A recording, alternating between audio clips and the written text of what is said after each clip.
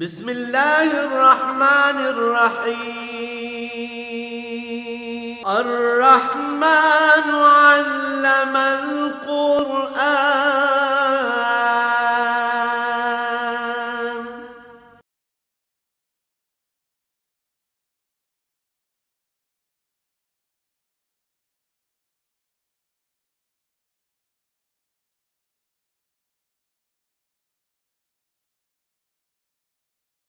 الحمد للہ رب العالمین والصلاة والسلام علی حبیبہ محمد وآلہ وصحبہ اجمعین۔ اعوذ باللہ من الشیطان الرجیم، بسم اللہ الرحمن الرحیم۔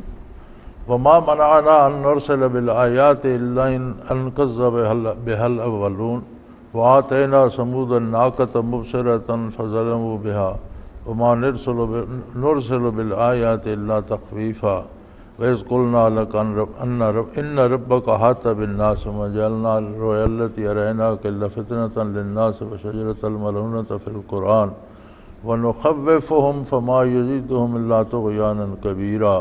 اللهم سبحانك لا علم لنا إلا ما علمتنا إنك أنت العليم الحكيم۔ مولاي صل وسلم دائما أبدا على حبيبك خير الخلق كلهم۔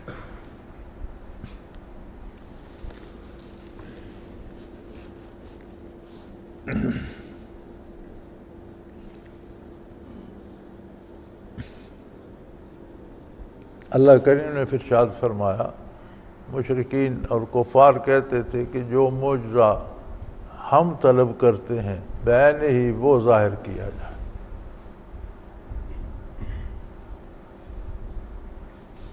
تو ارشاد ہوا کہ لوگ جب معجزے طلب کرتے تھے انبیاء و رسل سے، اگر وہی معجزہ ظاہر کر دیا جاتا تو پھر جب وہ انکار کرتے تو اجتماعی طور پہ تباہ ہو جاتے، قوموں کی قومیں ضلالت اور گمراہی میں غرق ہو جاتی ہیں اور دنیا سے برباد کر دیے جاتے، ان کا نشان مٹا دیا جاتا۔ بعثت علی صلی اللہ علیہ وآلہ وسلم سے پورے عالم سے عمومی عذاب اللہ نے اٹھا دیے۔ جب حضور نے زمین پر قدم رنجہ فرمایا تو زمین پر اجتماعی ہو گئے۔ تو اللہ کریم نے فرمایا کہ ہم نے فرمائشی معجزات بھی روک دیے ہیں کہ کفار فرمائش کریں وہ معجزہ دیکھا جائے اور وہی ظاہر کیا جائے، اور پھر انکار کریں تو اجتماعی تباہی آئے گی۔ تو چونکہ اجتماعی تباہی بطفیل نبی کریم صلی اللہ علیہ وسلم روک دی گئی ہے، اس لیے فرمائشی معجزات بھی روک دیے گئے ہیں۔ ہوتا اس طرح تھا کہ پہلے بھی فرمائشی معجزات تو ہوتے تھے۔ حضرت صالح علیہ السلام سے قوم نے فرمائش کی اور عجیب و غریب فرمائش کی کہ جی اس پہاڑ کا جو یہ بہت بڑی چٹان ہے، اس چٹان میں سے ایک اونٹنی نکلے اور پھر وہ حاملہ بھی ہو، بچہ دینے والی ہو، اور چٹان سے نکلے تو پھر وہ بچہ دے، تو یہ سارا دیکھ کر ہم آپ کی نبوت کو قبول کر لیں۔ اللہ کی شان، اس چٹان سے اونٹنی بھی نکلی، اس نے بچہ بھی دیا۔ فرمایا وَمَا مَنَعْنَا أَن نُرْسِلَ بِالْآيَاتِ إِلَّا أَن كَذَّبَ بِهَا الْأَوَّلُونَ۔ ہم نے فرمائشی معجزات روک دیے ہیں اس لیے کہ پہلی قوموں نے فرمائشیں کی، معجزات ہوئے، انہوں نے انکار کیا، تباہ ہو گئے۔ تو اب چونکہ عمومی تباہی روک دی گئی ہے لہذا فرمائشی معجزات بھی روک دیے گئے۔ فرمائشی معجزے کے طور پر قوم سمود کو ہم نے ناکہ دیا تھا، انہوں نے اس کے ساتھ ظلم کیا، اس اونٹنی کو بھی اس کی کونچیں کاٹ دیں اور مار ڈالا، اس کا بچہ بھاگ گیا۔ پھر اس کا انجام کیا ہوا؟ انہیں 3 دن مہلت دی گئی اور 3 دنوں بعد ساری قوم ہلاک اور تباہ ہو گئی، سوائے اللہ کے نبی اور ان کے متبعین کے سب تباہ ہو گئے، برباد ہو گئے۔ وما نرسل بالآیات الا تخفیفا، معجزات انبیاء کے جو ہوتے ہیں یہ کوئی فرمائشی پروگرام نہیں ہوتا، یہ ہوتے ہیں عظمت الہی کے اظہار کے لیے اور ان کی نبوت عالی کی تصدیق کے لیے، اور لوگوں کو قدرت باری کی کچھ نشانیاں دیکھ کر کچھ اللہ کی عظمت سے خوف آئے، نافرمانی سے ڈر جائیں اور برائی سے باز آ جائیں۔ تو معجزات کا مقصد یہ ہوتا ہے، یہ کوئی عجائبات دکھانا نہیں ہوتا کہ جو کوئی طلب کرے اس طرح کی ایک عجیب چیز ظاہر ہو جائے۔ معجزات یا کرامات یہ فرمائشی پروگرام نہیں ہوتے، اور پہلے انبیاء کی امتوں کے کہنے پر کیے گئے، لیکن اس کا نتیجہ ان کی تباہی ہوا۔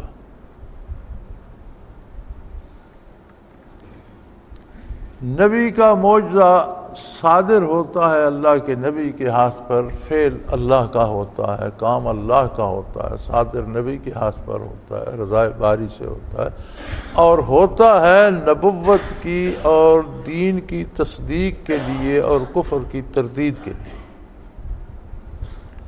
کسی فرد کی بڑائی کے لیے نہیں ہوتا۔ اسی طرح ولی کی کرامت نبی کے معجزے کی فرع ہوتی ہے، اور کرامت کا ظہور بھی تب ہوتا ہے جب حق کو غالب کرنے کے لیے اور باطل ثابت کرنے کے لیے دلیل چاہیے ہو، تو وہاں کرامت کا ظہور ہوتا ہے۔ اب تو دور ایسا آ گیا ہے نا کہ شعبدوں کو کرامت کہا جاتا ہے، اور کرامات آج کل کوئی گنتا ہی نہیں، کوئی پوچھتا ہی نہیں۔ معجزے اور کرامت کا مقصد ہی ہوتا ہے لوگوں کو حق پر لانا اور اس کی دلیل مہیا کرنا اور باطل سے بچانا۔ تو آج کل کی جو کرامات ہمارے اس دور کے دانشور لکھتے ہیں اور نظروں سے گزرتی رہتی ہیں، یہ تو شعبدہ بازی ہوتی ہے، کرامتیں نہیں ہوتی۔ کرامت تو ہوتی ہے کہ لوگوں کو کفر سے نکال کر اسلام میں لایا جائے، برائی سے نکال کر نیکی پہ لایا جائے، غفلت سے نکال کر اللہ کی یاد پہ لگایا جائے۔ تو سمود نے سانڈنی طلب کی، انہیں عطا کی گئی، کیا انجام ہوا؟ انہوں نے اسے مار ڈالا اور قدرت نے انہیں تباہ کر دیا۔ اور معجزات کوئی لوگوں کو خوش کرنے کے لیے یا کسی فرد کی بڑائی کے لیے نہیں ہوتے، عظمت الہی کے اظہار کے لیے ہوتے ہیں، اور نبی کی نبوت کی صداقت کے لیے ہوتے ہیں۔ ولی کی کرامت بھی فرع ہوتی ہے، صادر ولی کے ہاتھ سے ہوتی ہے، معجزہ نبی کا ہوتا ہے، کام اللہ کا ہوتا ہے۔ مقصد اس کا بھی دین کی بڑائی ثابت کرنا اور دین کی صداقت ثابت کرنا اور کفر کا باطل ہونا ثابت کرنا ہوتا ہے۔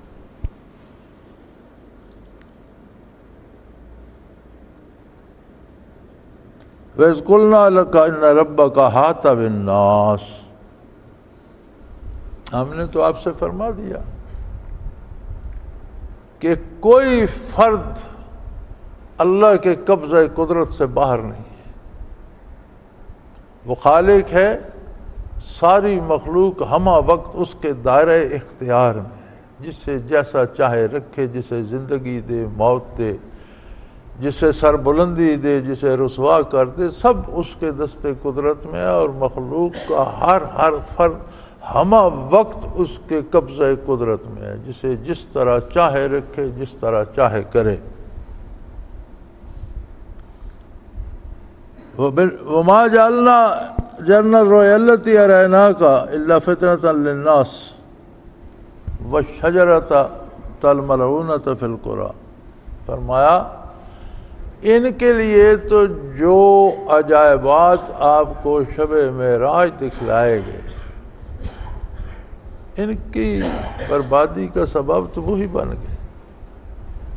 یعنی عجیب بات ہے کہ وہ حقائق جو آپ نے بیان فرمائے، جو چیزیں آپ نے مشاہدہ فرمائیں اور جو آپ نے بیان فرمائیں، تو نتیجہ تو یہ ہونا چاہیے تھا کہ یہ اس نے قبول کرتے، ان سے درس عبرت لیتے، آپ صلی اللہ علیہ وسلم کا اتباع کرتے، آپ پر ایمان لاتے، آپ کی غلامی قبول کرتے، اور آپ کا اتباع کر کے اللہ کا قرب حاصل کرتے۔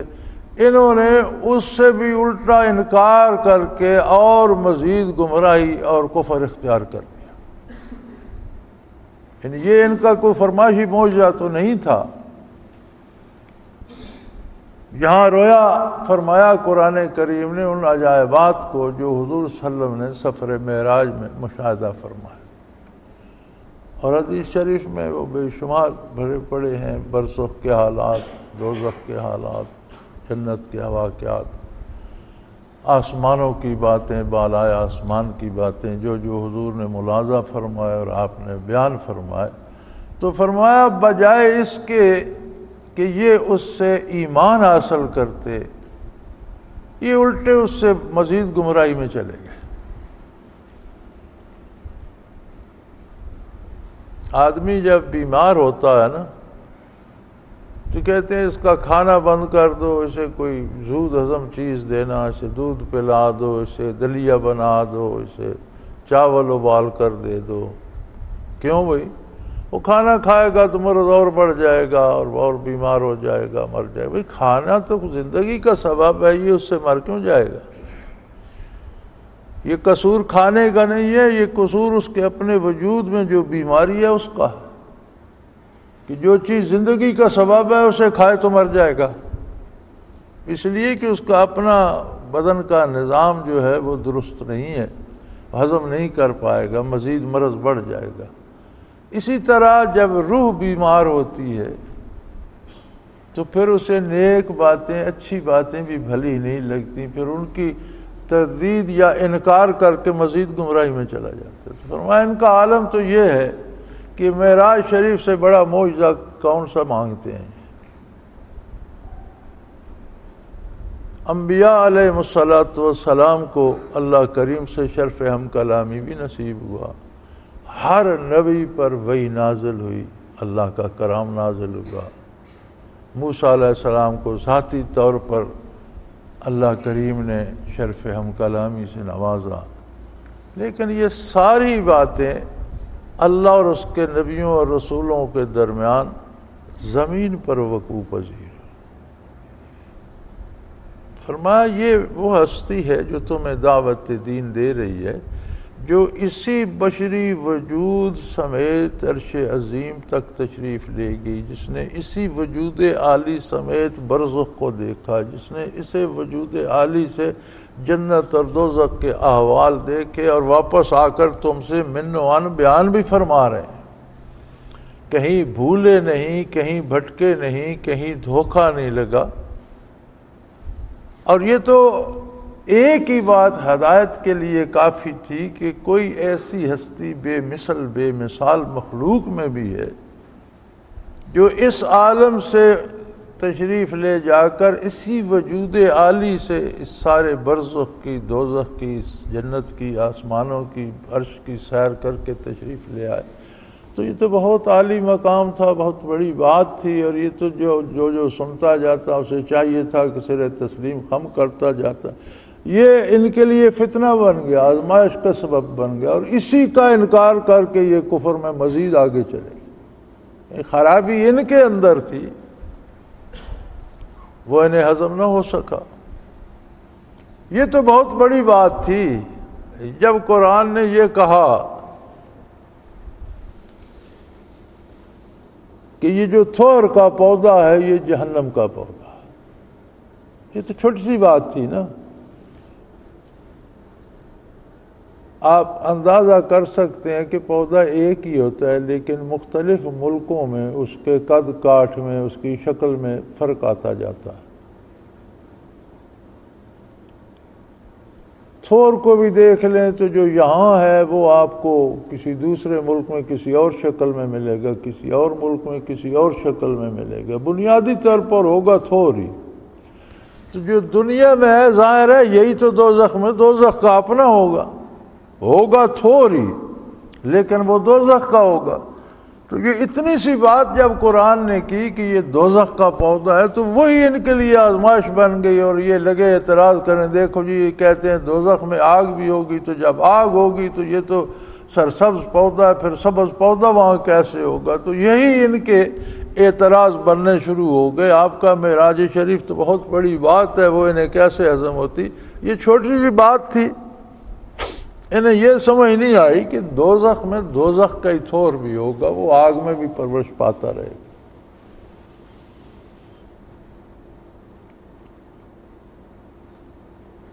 وَنُخَوِّفُهُمْ، ہم پیغام بھیج کر، وہی بھیج کر، معجزات دکھا کر انہیں اللہ سے آشنا کرنا چاہتے۔ اللہ کریم سے آشنائی کا حاصل یہ ہوتا ہے کہ عظمت الہی انسان کے قلب پہ، روح پہ چھا جاتی ہے، اور اللہ کی نافرمانی سے ڈرتا ہے۔ تو ہم تو انہیں یہ نشانیاں اس لیے دکھا رہے ہیں کہ یہ اللہ سے آشنا ہو، عظمت الہی ان پہ آشکارا ہو، اور یہ اللہ کی نافرمانی سے ڈر جائیں، اس طرف نہ جائیں۔ فما یزیدہم الا طغیانا کبیرا، اور عجیب بات ہے ان کے مزاج اتنے بگڑ چکے ہیں کہ یہ اور گمراہی میں ان دلائل کو دیکھ کر ان کا انکار کر کے، معجزات نبوت کا انکار کر کے، عظمت انبیاء کا انکار کر کے، اتباع رسالت سے روگردانی کر کے مزید گمراہی میں آگے ہی آگے چلے جا رہے ہیں۔ تو فرمایا اگر اس چھوٹی سی بات پر کہ یہ تھور دوزخ کا درخت ہے، اس پر یہ مزید گمراہ ہو رہے ہیں، تو اگر کوئی فرمائشی معجزہ ہوگا تو اس پر ان کا کیا حال ہوگا؟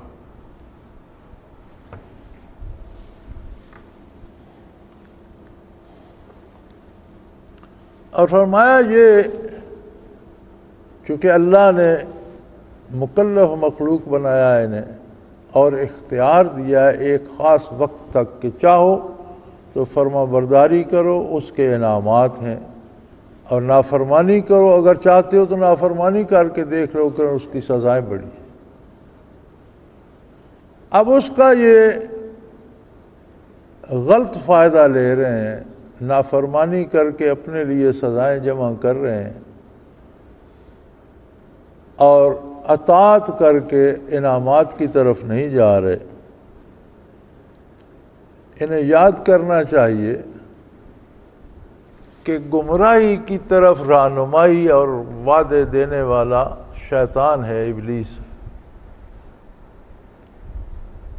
ابلیس خود تکبر کر کے آدم علیہ السلام کے مقابلے میں اللہ کی اطاعت سے روگردان ہوا، حکم الہی کی تعمیل سے انکار کر دیا، اور ہمیشہ کے لیے راندہ درگاہ ہو۔ اور اس نے دعا کی کہ بار الہ گمراہ تو میں ہو چکا، اب تو مجھے مہلت دے، اگر مجھے زندگی دے دے، قیامت تک فرصت دے دے، تو میں ان کو گمراہ کر کے چھوڑوں گا جن کی وجہ سے میں گمراہ ہوں۔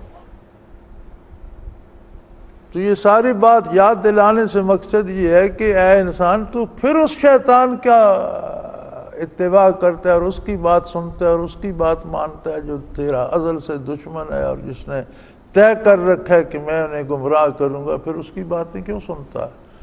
وَإِذْ قُلْنَا لِلْمَلَائِكَةِ اسْجُدُوا لِآدَمَ فَسَجَدُوا، جب ہم نے فرشتوں کو حکم دیا کہ آدم علیہ السلام کو سجدہ کریں، فَسَجَدُوا، سب نے سجدہ کیا۔ جو سجدہ عبادت کے لیے اللہ کریم کی بارگاہ میں کیا جاتا ہے وہ صرف اللہ کے لیے مختص ہے، اس کی خاص حیت ہے، خاص حالت ہے، خاص اوقات ہیں۔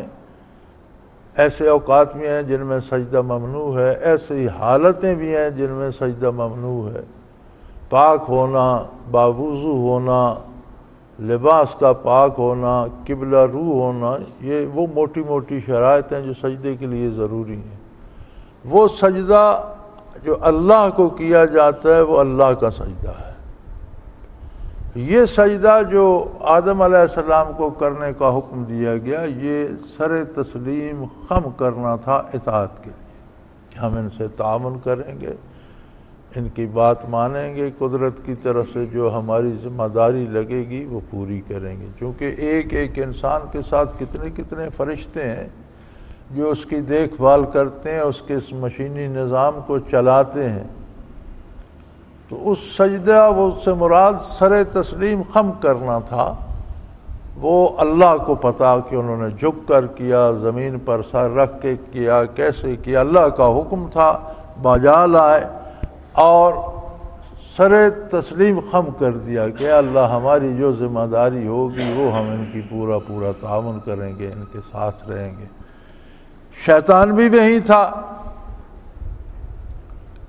ابلیس جنات میں سے تھا، جنات انسانوں کی تخلیق سے ہزاروں سال پہلے زمین پر آباد ہوئے، یہ محنت کرتا رہا، اللہ کرتا رہا، عبادت کرتا رہا اور بڑھتا بہت مدارج طے کر گیا، حتیٰ کہ اسے آسمانوں پر فرشتوں میں رہنے کی اجازت مل گئی اور وہاں یہ رہنے لگا۔ یہ بھی فرشتوں میں موجود تھا الا ابلیس، لیکن اس نے انکار کر دیا، اس نے کہا میں نہیں کیا، اس نے سجدہ نہیں کیا۔ سب ملائکہ نے جن کو حکم ہوا سب نے سر تسلیم خم کر دیا، اس نے کہا نہیں۔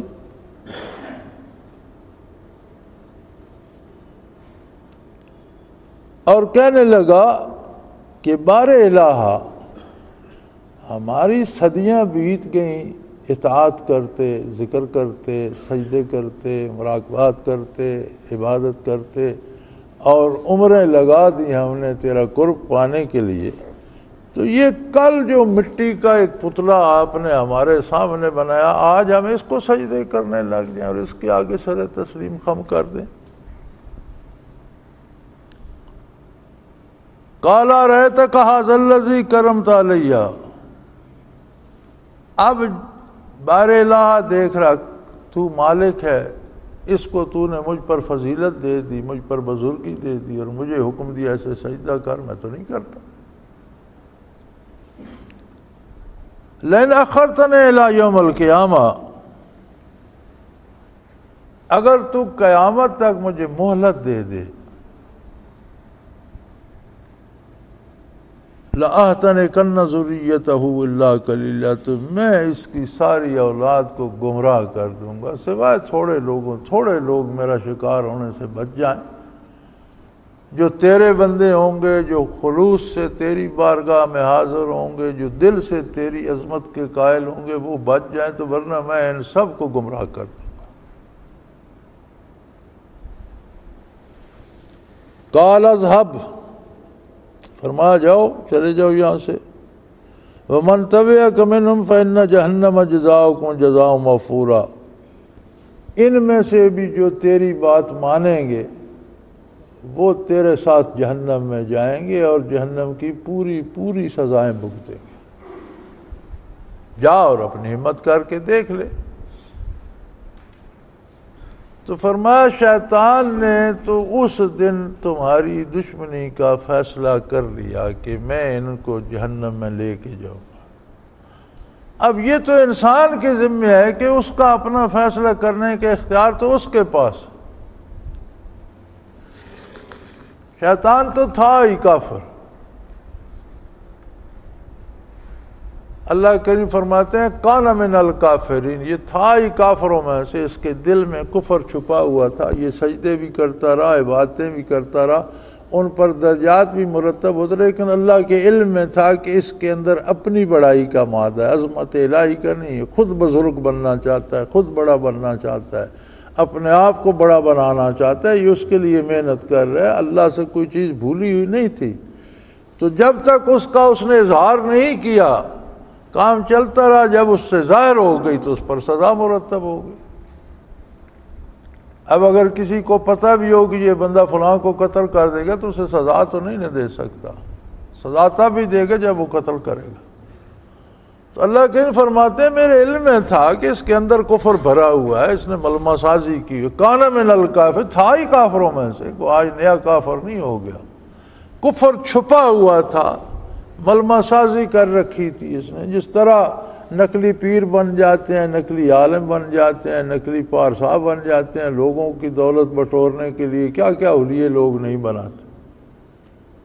تو اندر تو وہی سارا دنیا داری اور وہی چھپا ہوا ہوتا ہے نا.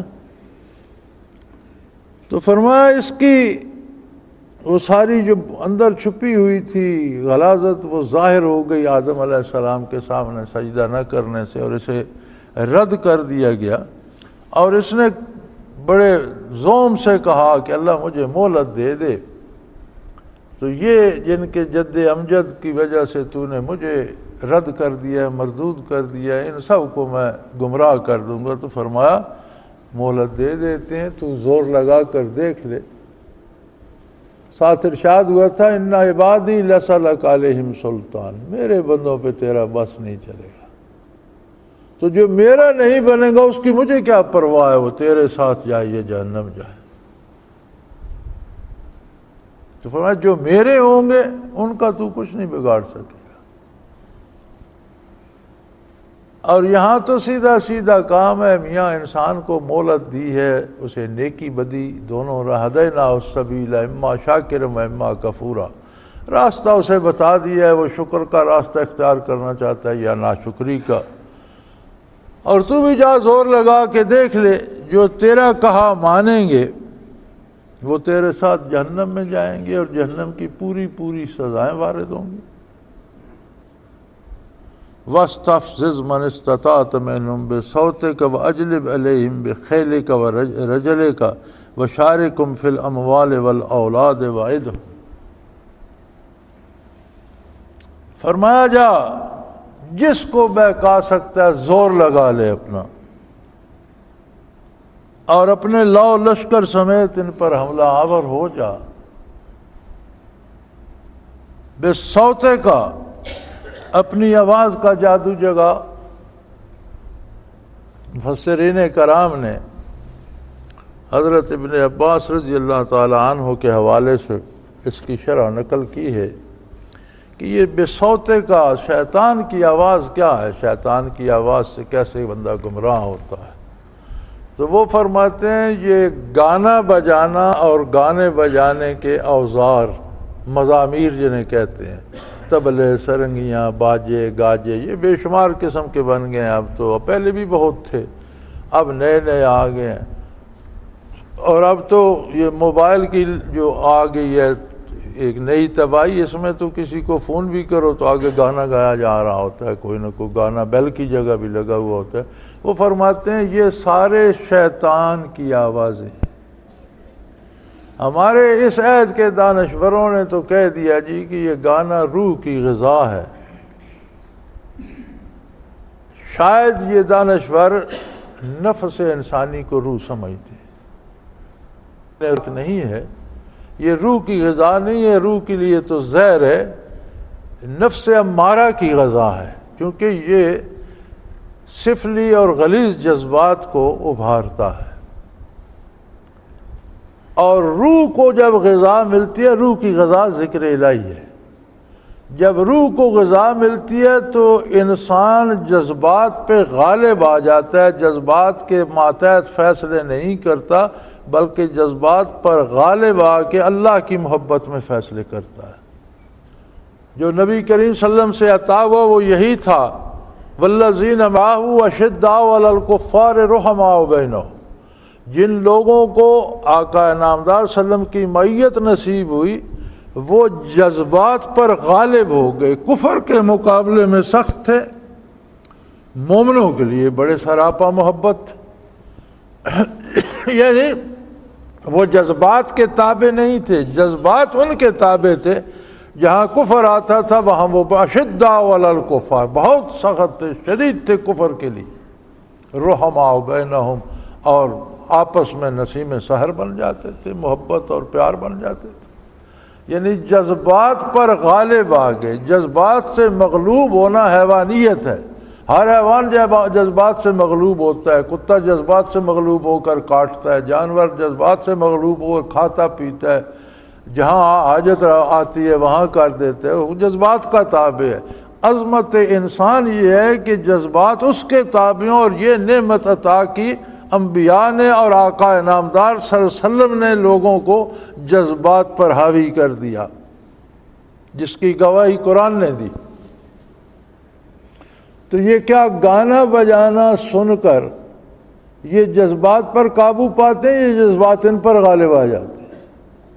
تو جب جذبات ان پر غالب آ جاتے ہیں تو پھر تو یہ شیطان کی آواز ہے نا۔ تو اب تو گانے بجانے کو قوالی کا نام دے کر نصات شریف لگا کر لوگوں نے اسے دین میں داخل کر لیا ہے۔ یہ طبلے بجا کر یہ اللہ راضی ہوتا ہے اور تمہیں اللہ کی عظمت کا احساس ہوتا ہے؟ قرآن پڑھ کر نہیں ہوتا، درود شریف پڑھ کر نہیں ہوتا، سجدہ کر کے نہیں ہوتا، نماز ادا کر کے نہیں ہوتا، ڈھول باجے بجا کر ہوتا۔ تو فرمایا، اللہ نے فرمایا کہ تو اپنے آواز کا جادو بھی جگا۔ حضرت ابن عباس رضی اللہ عنہ فرماتے ہیں کہ یہ گانا بجانا اور یہ قوالیاں شریف اور یہ سارے سسٹم جو ہے یہ صوت شیطان ہے جو جذبات کو برانگیخت کرتا ہے۔ دین انسان کو جذبات پہ غالب کرتا ہے، یہ جذبات کو بندے پہ غالب کرتا ہے۔ اپنے سوار اور پیادوں سے، یعنی جو کچھ تجھ سے ہو سکتا ہے تو اپنے لشکر لے کر ان پر ٹوٹ پڑ، ان کے مال میں شامل ہو جا، اولاد میں شامل ہو جا اور انہیں وعدے دے جھوٹے۔ مال میں شامل ہو جا تو صاف بات ہے جب کوئی ناجائز ذرائع سے مال کماتا ہے تو شیطان کی انگیخت پر ہی کماتا ہے، پھر اس کی شراکت داری تو ساتھ ہو گئی۔ رشوت لیتا ہے، بددیانتی کرتا ہے، چوری کرتا ہے، جھوٹ بولتا ہے، بددیانتی کرتا ہے، کم تولتا ہے، زیادہ لے لیتا ہے، کوئی بھی ناجائز ذریعہ جب اختیار کرتا ہے تو اس میں شیطان کی شراکت ہو گئی۔ اولاد میں بھی جب کوئی جنسی رشتہ غیر شرعی طریقے سے جوڑتا ہے تو جو اولاد ہوگی اس میں بھی شیطان کی شراکت ہوگی۔ تو فرمایا جا انہی سے پر تیرا بس چلے گا جو میری بارگاہ چھوڑ جائیں گے۔ تو جو میری بارگاہ سے منہ موڑ چکے ان کی مجھے کیا پرواہ ہے، تیرے ہتھے چڑھ جائیں لے جا انہیں دوزخ، کسی کا کیا بگڑے گا، انہیں خود تباہی کا سامنا کرنا پڑے گا۔ وعد ہم، اور بڑے لمبے لمبے انہیں وعدے دے، یہ کریں گے تو یہ ہو جائے گا، وہ کریں گے تو وہ ہو جائے گا۔ بالآخر بندہ خالی ہاتھ رہ جاتا ہے، جب موت کا فرشتہ آتا ہے تو سوائے اعمال کے کچھ پاس نہیں رہتا۔ ساری عمر دولتیں جمع کر کر کے بھی، محلات بنا بنا کر بھی، اللہ کی ایسی عجیب شان ہے کہ بعد میں وہ کھنڈر بن جاتے، کوئی ان میں رہنا بھی گوارا نہیں کرتا، نئے آنے والے نئی عمارتیں بناتے۔ کتنے کتنے شاہوں کے محلات کھنڈر ہو گئے، لوگوں نے اور طرح کی عمارتیں بنا لی، ان کو رہنے کے لیے بھی کسی نے پسند نہیں کی۔ اپنے زمانے میں جن پر سے کوئی پرندہ پر نہیں مار سکتا تھا وہ آج ڈھیر بنے ہوئے ہیں غلاظت اور گندگی کی اور کوڑا کرکٹ کی۔ تو فرمایا جھوٹے وعدے بھی کر، اور فرمایا پھر اپنی طرف سے اللہ نے فرمایا کہ میں بھی تمہیں بتا دوں میرے بندو، شیطان کے سارے وعدے جھوٹ اور دھوکہ ہے۔ وما یعدہم الشیطان الا غرورا، سوائے دھوکہ دینے کی اس کے کسی وعدے کا کوئی مطلب نہیں ہے۔ اور تمہیں تو ویسے بھی اپنی حمیت جو ہے وہ زندہ رکھنی چاہیے اور ایک ازلی دشمن کے آگے بچھنا نہیں چاہیے، اس کی بات نہیں ماننی چاہیے۔ اس نے تو آدم علیہ السلام کو سجدہ کرنے سے اللہ کے حکم سے بھی انکار کر دیا، اپنی عاقبت بھی تباہ کر لی، ہمیشہ کی تباہی کا اور یہ ہوگا تماشا۔ قرآن کریم یہ قصہ بھی بیان فرماتا ہے کہ میدان حشر میں جب حساب کتاب ہو چکے گا تو شیطان عرض کرے گا بار الہ، یہ جو دوزخ جا رہے ہیں یہ سارے مجھ سے بڑے ناراض ہیں، مجھے مہلت دے، میں ان سے بات تو کروں۔ تو مفسرین لکھتے ہیں کہ آگ کا ایک ممبر اس کے لیے بنا دیا جائے گا، اس پر چڑھ جائے گا اور کہے گا لوگوں سنو، میں نے تم سے وعدے کیے، میں نے تمہیں گناہ کی، برائی کی، کفر و شرک کی دعوت دی، میں نے سب جھوٹ بولا۔ اللہ کے انبیاء نے، اللہ نے نبی بھیج کر تم سے وعدے کیے، اللہ کے سارے وعدے سچ تھے۔ تم ایسے بدبخت ہو کہ تم نے میرے جھوٹے وعدوں پہ یقین کیا اور اللہ کے سچے وعدوں پہ یقین نہیں کیا۔ فرمایا وَلَا تَلُومُونِي وَلُومُوا أَنفُسَكُمْ، مجھے لعنت کیوں، ملامت کیوں کرتے ہو؟ سب سے زیادہ ملامت اپنے آپ کو کرو جنہوں نے اللہ کے انبیاء کی بات چھوڑ کر شیطان کی بات مانی، تو قابل ملامت تو تم ہو۔ تم تو مجھ سے بھی گئے گزرے ہو، تم نے تو میری بات مان لی۔ اللہ کا وعدہ چھوڑ کر، انبیاء کی تعلیمات چھوڑ کر تم نے میری بات مان لی، تو ملامت تو تم اپنے آپ پر کرو، مجھ پر کیوں کرتے؟ اللہ کریم نے جب یہی بات ہو رہی تھی تو یہ بھی طے کر دیا، فرمایا سن لے، ان عبادی لیس لک علیہم سلطان، تو سارا زور لگا لے، جو میرے بندے ہوں گے ان پر تیرا بس نہیں چلے۔ میں ایک بزرگ کے حالات پڑھ رہا تھا تو وہ سحری کو اٹھتے، تہجد کے لیے مسجد جاتے، علاقہ بڑا سرد تھا، برف باری ہوتی تھی سردیوں میں، تو انہوں نے دیکھا کوئی شخص لالٹین لیے ہوئے آگے چل رہا ہے اور مسجد چھوڑ آتا ہے۔ ایک دن، 2 دن، 4 دن، تو ایک دن انہوں نے روکا، انہوں نے کہا ٹھہر جا بھائی، تو کون ہے؟ کیوں میں آتا ہوں تو دروازے پہ کھڑا ہوتا ہے، مجھے مسجد پہنچا آتا ہے۔ اس نے کہا جی ابلیس ہوں۔ انہوں نے کہا ارے بدبخت، تو کب سے پارسا ہو گیا اور تو کب سے نیکی کرنے لگا؟ کہنے لگا جی برائی کر کے بھی دیکھ لیا تھا، ایک دن آپ کے راستے میں غلاظت پھینک دی تھی اور پھسلن بنا دی تھی، آپ کا پاؤں پھسلا اور آپ کے کپڑے ناپاک ہو گئے، آپ مسجد میں گئے، آپ نے کپڑے دھوئے، آپ نے غسل کیا اور پھر آپ شروع ہو گئے عبادت۔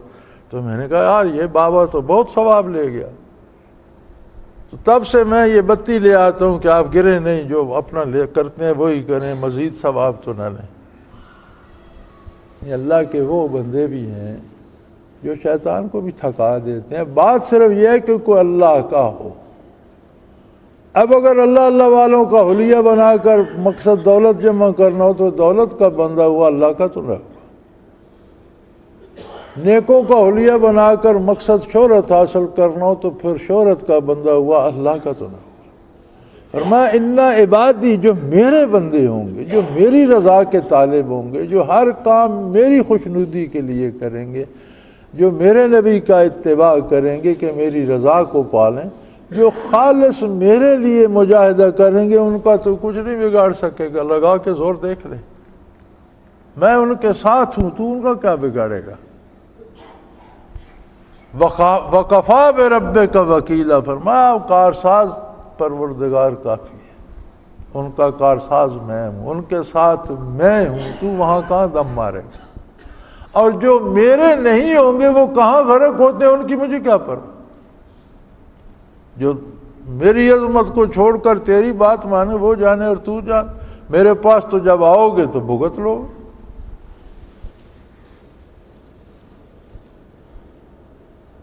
کوئی ایسی دور کی بات نہیں ہے، فرمایا وقت آ رہا ہے، یوم ندعو کل اناس بامامہم، وہ دن آ رہا ہے جب تمام لوگوں کو ان کے پیشواؤں کے ساتھ جمع کیا جائے گا۔ کون دنیا میں کس کا اتباع کرتا رہا وہی اس کا پیشوا ہے۔ کسی نے نبی کا کیا اللہ کے بندوں کے ساتھ، کیونکہ نبی کے علاوہ صحابہ، تابعین، تبع تابعین، اولیاء امت، علماء حق، یہ سارے نبی کی بارگاہ کے پیادے ہیں اور اس کی عظمت کی طرف بلانے والے لوگ، ان کا اپنا کچھ نہیں ہے۔ یہ جو کہتے ہیں وہ اسی بارگاہ کا پیغام ہوتا ہے۔ تو فرمایا ہر نبی، ہر امام، ہر پیشوا موجود ہوگا، جنہوں نے اس کی بات مانی وہ بھی موجود ہوں گے، جنہوں نے نہیں مانی وہ بھی موجود ہوں گے۔ پوچھا جائے گا، حساب ہوگا، اور پھر جن کو ان کا حساب نامہ، حساب کتاب کی کتاب دائیں ہاتھ میں تھما دی جائے گی، فَأُولَٰئِكَ يَقْرَؤُونَ كِتَابَهُمْ وَلَا يُظْلَمُونَ، وہ بڑے فخر سے پھر اپنا وہ اعمال نامہ پڑھیں گے اور دیکھیں گے اور لوگوں کو بتائیں گے دیکھو مجھے اللہ نے یہ انعام دیا، میرے یہ اعمال قبول ہو گئے، میرا اعمال نامہ مجھے مل گیا، الحمدللہ میں کامیاب ہو گیا، اور کسی سے کوئی زیادتی نہیں کی جائے۔ ہاں نیکی کوئی کرے گا تو اپنی حیثیت سے کرے گا، نیکی کا اجر ہوگا تو اللہ کی شان کے مطابق ہوگا، برائی کرے گا تو انسانی حیثیت سے کرے گا، اس برائی کا جو سزا مقرر ہے وہی دی جائے گی، بڑھائی نہیں جائے گی۔ لیکن جو مقرر ہیں وہ بھی بے پناہ ہے اور سزا ہوتی ہے۔ تو فرمایا وہ تو بڑے فخر سے اپنے اعمال نامے پڑھیں گے اور اللہ کا شکر بجا لائیں گے۔ وَمَنْ كَانَ فِي هَذِهِ أَعْمَىٰ فَهُوَ فِي الْآخِرَةِ أَعْمَىٰ وَأَضَلُّ سَبِيلًا، اور جو لوگ یہاں اندھے ہیں وہ آخرت میں بھی اندھے ہوں گے۔ دنیا کے اندھے کون ہیں؟ فرمایا جو عظمت الہی کو نہیں دیکھ سکتے، جو صداقت پیغمبر صلی اللہ علیہ وسلم کو نہیں دیکھ سکتے، جو حق کو نہیں دیکھ سکتے، تو پھر انہوں نے آنکھوں سے کیا دیکھا؟ یہ آنکھیں تو جانوروں کے پاس بھی ہیں، کتے اور خنزیر کے پاس بھی ہیں، گیدڑ اور بلی کے پاس بھی ہیں، یہ آنکھیں تو پرندوں کے پاس، حیوانوں کے پاس بھی ہیں، یہ شاہین کے ہیں اور کرگس کی بھی یہی آنکھیں ہیں، تو یہ آنکھ تو ہر ایک کے پاس ہے۔ اگر یہی دنیا اس سے دیکھی تو کیا دیکھا؟ مقصد تو یہ تھا کہ اس دنیا کو دیکھ کر دنیا کے بلانے اور چلانے والے کی عظمت سے آشنا ہوتے۔ مزہ تو یہ تھا کہ اس کائنات کو دیکھ کر دعوت حق کو قبول کرتے اور عظمت پیغمبر صلی اللہ علیہ وسلم سے آشنا ہوتے اور آپ کا اتباع کرتے، نہ صرف اعمال سے، نہ صرف اعضاء و جوارح سے، صمیم قلب سے، دل کی گہرائیوں سے اتباع کرتے اور آپ کی رضا کے طالب ہوتے، اللہ کے قرب کے طالب ہوتے۔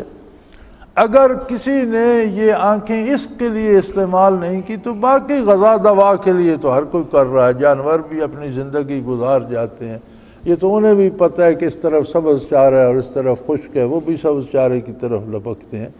تو دنیا کے لیے استعمال کی تو گویا انہوں نے استعمال نہیں کی، زندگی میں اندھے تھے، قیامت کو اٹھیں گے تو اندھے ہی ہوں گے، وہاں تو حقیقی جہان ہے نا، واقعتاً وہی ہوگا جس کا کوئی مستحق ہے۔ وَأَضَلُّ سَبِيلًا، اور اس وقت انہیں سمجھ آئے گی کہ ہم تو نجات کے راستے سے بہت دور نکل گئے، ساری زندگی غلط سمت چلتے رہے، 80 برس، 100 برس، 70 برس، 60 برس لگا دیے دور جانے کو، تو اب تو بات پیچھے بہت دور رہ گئی۔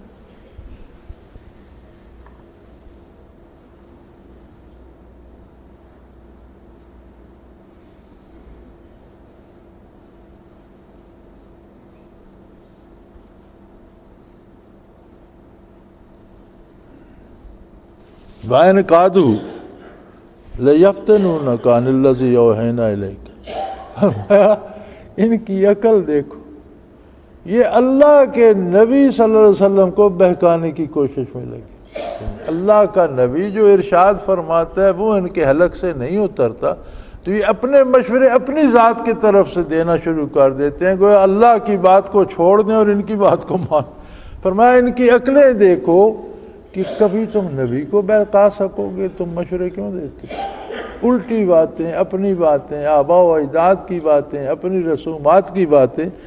انہیں چاہیے تھا کہ آپ کے ارشادات عالی کو اپنی جان پہ لیتے، ایک ایک لفظ کو دل میں اتارتے، ایک ایک لفظ کو نگاہوں سے چومتے، ایک ایک لفظ کو قبول کرتے اور اس پر جان دے دیتے۔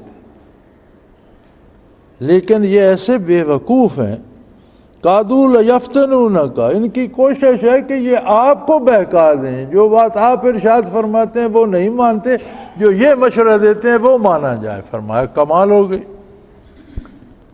اور یہ جانتے ہوئے کہ آپ پر اللہ کی طرف سے وحی آتی ہے، ان الذی اوحینا الیک، ہم آپ پر وحی کرتے ہیں، آپ کے پاس اللہ کا کلام ہوتا ہے، جو آپ ارشاد فرماتے ہیں وہ ارشاد باری ہوتا ہے۔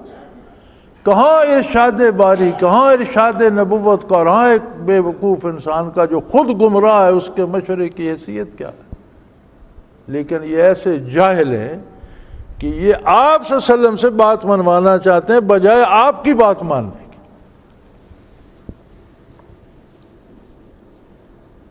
لِتَفْتَرِيَ عَلَيْنَا غَيْرَهُ، یہ ایسے بیوقوف ہیں، یہ سمجھتے ہیں کہ اللہ کریم پر اللہ کا نبی بھی اللہ کے حکم کے خلاف کوئی بات ارشاد فرما دے گا۔ یہ ممکن ہے کبھی؟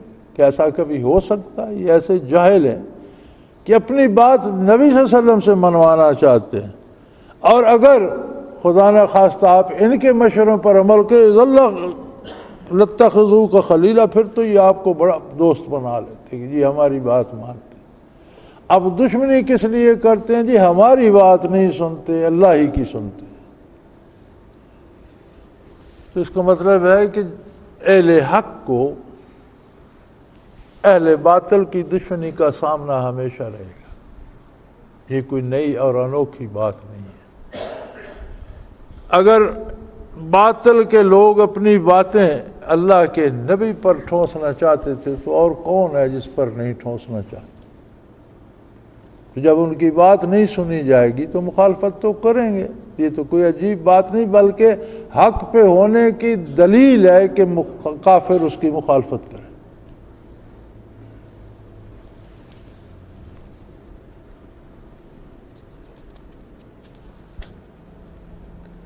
اور آپ کو تو وَلَوْ لَا أَنْ ثَبَّتْنَاكَ لَقَدْ كِدْتَ تَرْكُنَا إِلَيْهِمْ شَيْئًا قَلِيلًا، آپ کو تو حفاظت الہیہ حاصل ہے، آپ کے تو ارشاد اور آپ کے عمل کا حافظ اللہ ہے، اور آپ سے ہمیشہ جو عمل صادر ہوتا ہے وہ بھی صحیح ترین ہے، جو لفظ صادر ہوتا ہے وہ بھی صحیح ترین ہے، یعنی آپ کے قول و فعل کا ضامن اللہ ہے، وہ آپ کی حفاظت فرماتا ہے۔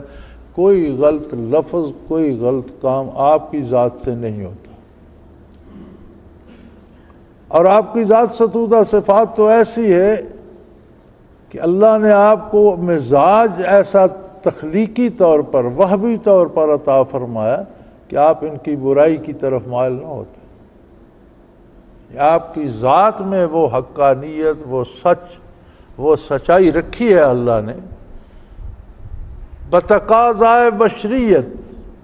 انسانی خصوصیات تو ہر جگہ ہوتی ہیں، اگر آپ کسی کی رشتہ داری کا لحاظ کر کے، کسی کے قرب کا، کسی کی دوستی کا، ان کی کوئی بات سنتے بھی تو بہت تھوڑی، لیکن اب تو وہ بہت تھوڑی بھی نہیں آپ سنتے، اس لیے کہ اللہ کریم آپ کے ساتھ ہے، حفاظت الہیہ آپ کے ساتھ ہے، اور یہ بری طرح ناکام و نامراد ہوتے۔ آخر دعوانا ان الحمدللہ رب العالمین۔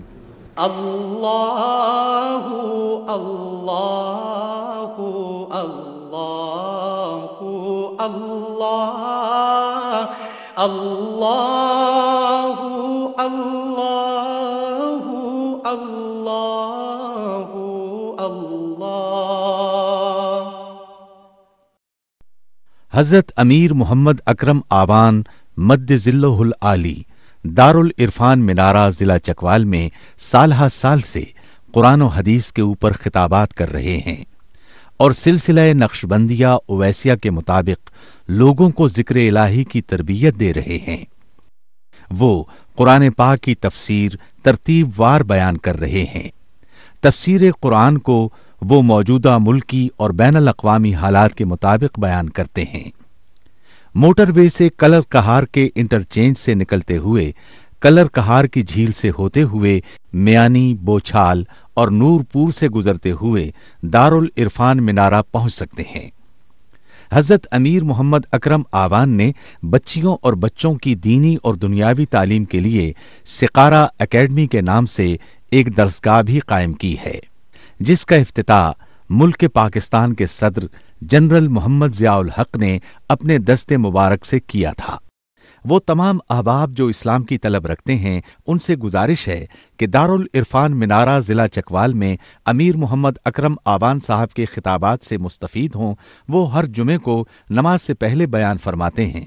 ہر ماہ کی پہلی اتوار کو ماہانہ اجتماع ہوتا ہے، جس میں آپ خصوصی خطاب فرماتے ہیں، اور پاکستان کے چاروں صوبوں سے احباب اس اجتماع میں شرکت کرتے ہیں۔ اس کے علاوہ یہاں سال میں 2 مرکزی اجتماعات بھی ہوتے ہیں، ایک رمضان المبارک میں اعتکاف کا اجتماع اور دوسرا جولائی اور اگست میں 40 دن کا اجتماع ہوتا ہے جس میں روحانی تربیت کی جاتی ہے۔ اپنا خون سیماب دے کر اتنا ہم کر جائیں گے، نام آقا کا چمن میں پھر رقم کر جائیں گے۔